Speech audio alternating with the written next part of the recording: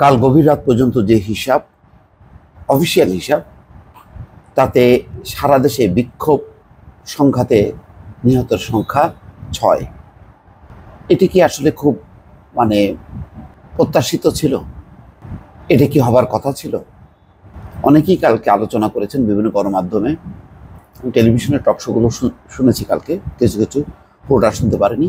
তাতে সবারই কিন্তু একটাই কথা, যে কেন এই গো ধরে বসে থাকলো শাসকরা, কেন ক্ষমতাসীনরা একটা জিদ, দম্ভ, অহংকার নিয়ে বসে থাকলো, কোনোভাবেই এই সংকটের সুরাহা করার জন্য তারা সোচ্চার হলো না। এটার পেছনে কি তাদের সাইকোলজি কাজ করেছে, এটা বোঝা বড়ই কষ্ট। তবে অনেকেই বলেন যে টানা ক্ষমতায় থাকতে থাকতে এক ধরনের অহংকার, এক ধরনের যে আমরাই সব, আমরা যা করব, যা বলবো সেটাই চূড়ান্ত, এর বাইরে কেউ নেই, এই মনোভাবের আজকে পরিণতি হলো দেশব্যাপী ব্যাপক শিক্ষার্থীদের ক্ষোভ বিক্ষোভ এবং 6 জনের মৃত্যু। জানি না দর্শক, আজকে গত রাতে বহু হতাহত ছিল বিভিন্ন হাসপাতালে। এই মৃত্যুর সংখ্যা আরও বাড়ে কিনা অনেকেই বলছেন যে মুমূর্ষু অবস্থায় আইসিইউতে আছেন অনেকেই চিকিৎসাও পাচ্ছেন না, তারা হয়তো শেষ পর্যন্ত মৃত্যুকেই বরণ করে নিতে হবে।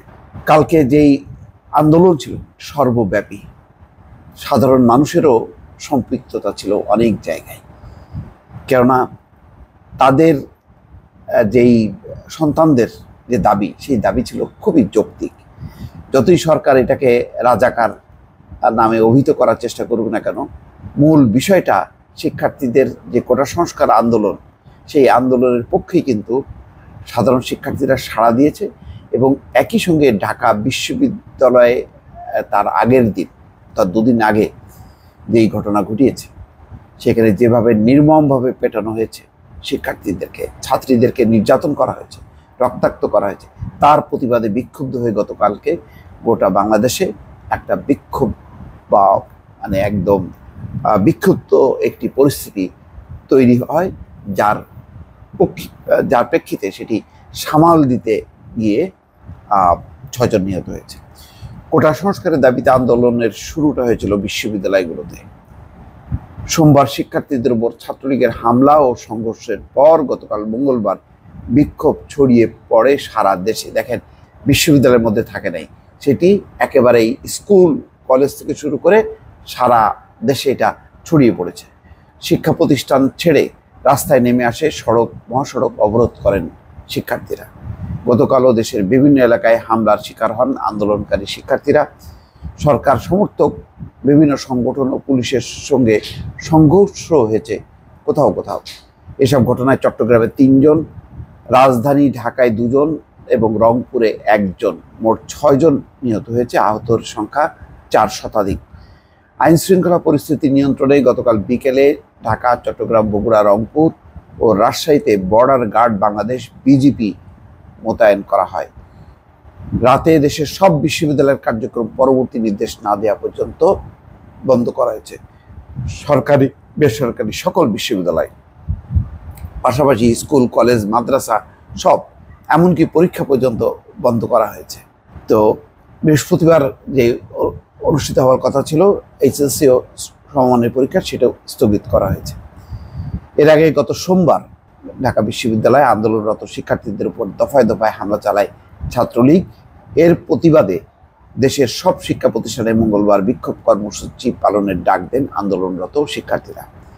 এতে সাড়া দিয়ে বিশ্ববিদ্যালয়ের পাশাপাশি বিক্ষোভ করেন দেশের বিভিন্ন কলেজের শিক্ষার্থীরা। রাজধানী ঢাকায় বিক্ষোভ দমনে লাঠি, সোঁটা, কোথাও কোথাও আগ্নেয়াস্ত্র নিয়ে সক্রিয় ছিলেন ছাত্রলীগ ও আওয়ামী লীগের অঙ্গ সহযোগী সংগঠনের নেতাকর্মীরা। একজনও কিন্তু এই অস্ত্রশস্ত্র নিয়ে পুলিশ গ্রেপ্তার করেনি। ডিবির চোখে কেন বা তাদের গোয়েন্দা তথ্যে এই বিষয়গুলি আসলো না, সেটাই অবাক কাণ্ড। ঢাকা বিশ্ববিদ্যালয়ের বাইরে অন্তত 16টি জায়গায় শিক্ষার্থীরা সড়ক অবরোধ করে বিক্ষোভ করেন। বেলা 2টার পর থেকে রাজধানীর সঙ্গে সারা দেশে রেল যোগাযোগ বন্ধ হয়ে যায়। এর মধ্যে ঢাকা কলেজ থেকে সায়েন্স ল্যাব, পুরনো ঢাকা, নতুন বাজার ও মিরপুর এলাকায় আন্দোলনকারীদের সঙ্গে সরকার সমর্থকদের পাল্টাপাল্টি ধাওয়া ও গুলি সংঘর্ষের ঘটনা ঘটে। দর্শক, এই ঘটনাগুলি মোটামুটি সবই আপনারা জানেন, শুধু একজন নিহত, যে মোহাম্মদ শাহজাহান, শেষে যার মৃত্যুর খবরটা অনেক রাতে প্রকাশ হয়। ঢাকা কলেজের সামনে আহত একজনের মৃত্যু হয়। সিটি কলেজের সামনে এই হাসপাতালে নেওয়ার পরে মৃত্যু ঘোষণা করায়। তিনি হচ্ছেন মোহাম্মদ শাহজাহান।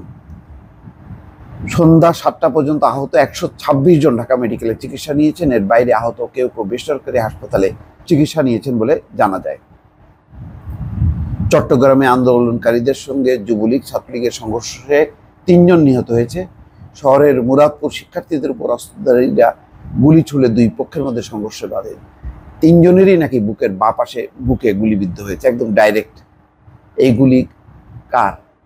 ছাত্রলীগ, যুবলীগ নাকি পুলিশের? এটি এখনো আইডেন্টিফাই হয়নি। দর্শক, রংপুরে তো ভয়ঙ্কর ঘটনা ঘটেছে। আবু সাইদ, যে একেবারে পুলিশের সামনে দাঁড়িয়ে নিজের জীবনটা বিসর্জন দিয়েছে, এবং অদ্ভুত ব্যাপার, পুলিশও একদম তাকে লক্ষ্য করে রাবার বুলেট ছুটতে ছুটতে তারপরে সে মারা যায়। তিনি ওই আন্দোলনের সমন্বয়ক ছিলেন।